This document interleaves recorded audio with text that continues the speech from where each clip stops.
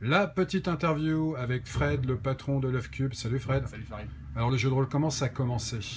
Ça a commencé par quelqu'un qui m'avait expliqué grosso modo ce que c'était, et puis un jour dans le catalogue La Redoute, j'ai vu la boîte rouge, la boîte d'initiation, la toute première boîte en français de Donjons et Dragons, et donc j'ai tanné mes parents pour l'avoir pour Noël, et je l'ai eu. Et puis voilà, puis après... Le catalogue La Redoute dans les pages à la fin, là où il y avait les jeux, les jeux. Exactement, à l'époque ça faisait un peu de tout, et il y avait la boîte rouge Donjons et Dragons. Et comment tu t'en es servi alors? On pouvait jouer tout seul au départ avec le scénario, il y avait des persos pré-tirés, l'elfe était le magicien justement, obligatoirement, le nain était le guerrier, et puis découvrir tout seul ce que c'était, pas à pas. Et avec les potes alors, comment ça s'est passé? Avec les potes, en fait, c'était à l'école, j'avais été puni parce que j'avais fait encore des bêtises, et donc dans la salle, j'étais en train de travailler, et j'entends quelqu'un derrière moi qui dit que le clerc est une sous-classe de druide, ce qui est faux puisque c'est le druide qui est une sous-classe de clerc. Je me retourne et je lui dis, et puis là a commencé une belle amitié avec tout mon groupe d'amis de l'époque. Quand j'ai commencé, j'avais 12 ans, 12 ans et demi quoi. Alors Love Cube et Fred, c'est une longue histoire. Ouais, ça date depuis longtemps. J'ai commencé ici en étant client, et puis Robert, qui était le responsable de l'époque, m'avait demandé d'aller faire de l'espionnage CD cartes, hein, donc de regarder les prix pour voir si Love Cube était compétitif niveau prix, donc je revenais lui dire. Et puis derrière, il m'a proposé de faire des journées, j'ai travaillé à mi-temps, à plein temps, j'ai été premier vendeur, responsable, et depuis plus de 4 ans, bientôt 5, en fait, j'ai racheté le magasin, quoi.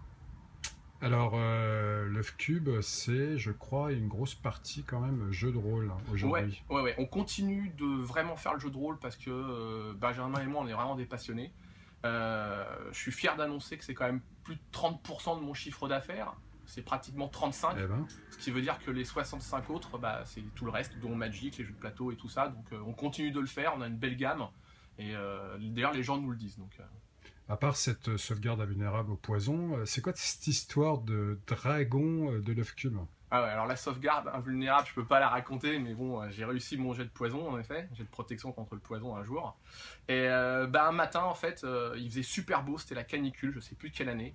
On avait tiré le haut-vent devant le magasin, et on a entendu un bruit sur le haut-vent, un bruit qui est tombé sur le trottoir, et il y a quelque chose qui est rentré dans le magasin, et à un moment, j'ai vu une queue comme ça, crénelée, comme une queue de petit dragon qui me frôle la jambe et qui se jette dans le fond du magasin. Donc avec François, on prend notre courage à deux mains et on va voir ce qui se passe. Et en fait, on tombe sur un iguane, mais énorme, qui appartenait à la personne du 6e étage.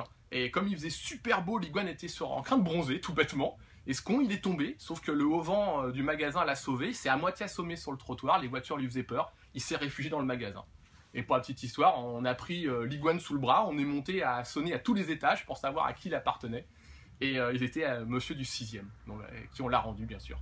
Donc on a eu un petit dragon dans le magasin. Alors les projets pour Love Cube, comment ça va se passer là pour les mois Déjà il y a les fêtes qui arrivent. Ouais, il y a les fêtes déjà, c'est un grosse période, beaucoup de boulot, ouais, tout à fait, ouais. Et pour Love Cube, des projets Ouais, parce que en 2017, c'est les 40 ans du magasin.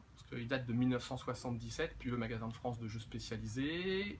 Moi, je termine mes remboursements, mes prêts, donc tout sera finalisé aussi. Pour une grosse fiesta en tout cas? Ouais, sûrement une petite fiesta pour marquer le coup, surtout émotionnellement, puisque pour la petite histoire, j'ai racheté le magasin le jour de mon anniversaire, donc c'était assez drôle. Donc voilà, donc c'est une bonne satisfaction perso, l'évolution au fil du temps. Et puis après, développer le magasin encore plus, même si on a une bonne renommée, même internationalement, de continuer à le développer, peut-être sur Paris, en province, je sais pas quoi, on va voir ce qui se passe, quoi. Et des projets perso concernant les jeux? Ouais, il y a un jeu de cartes qui est en préparation, je suis un gros joueur de jeux de cartes, de Magic de pratiquement depuis le départ, et plein d'autres jeux. Et je me suis dit, tiens, je vais créer un jeu de cartes pour me faire plaisir. Et au lieu de copier ce qu'ont fait les autres, je suis parti à l'inverse. Je suis parti de ce qui ne me plaisait pas dans les jeux de cartes, en fait, pour essayer de résoudre ça. C'est en phase test avec pas mal de potes, de gens du milieu du jeu. Il y a une bonne accroche au départ, mais il reste du boulot, quoi. Et tenir une boutique comme ça depuis aussi longtemps, même si tu es au départ en tant que vendeur, etc., ça te permet de connaître toutes les personnalités du jeu, non? Pratiquement, ouais. Croc donne toujours ses rendez-vous ici, voilà, donc, et puis beaucoup de gens qui passent, dont toi, hein, déjà. Notre ami Jean-Luc des Sombres Projets qui passe, et puis je pense à plein de persos qui passent régulièrement, et il y a du passage, il y a vraiment du passage. Ok, merci Fred. Je t'en prie, c'est à moi. Bientôt. À bientôt.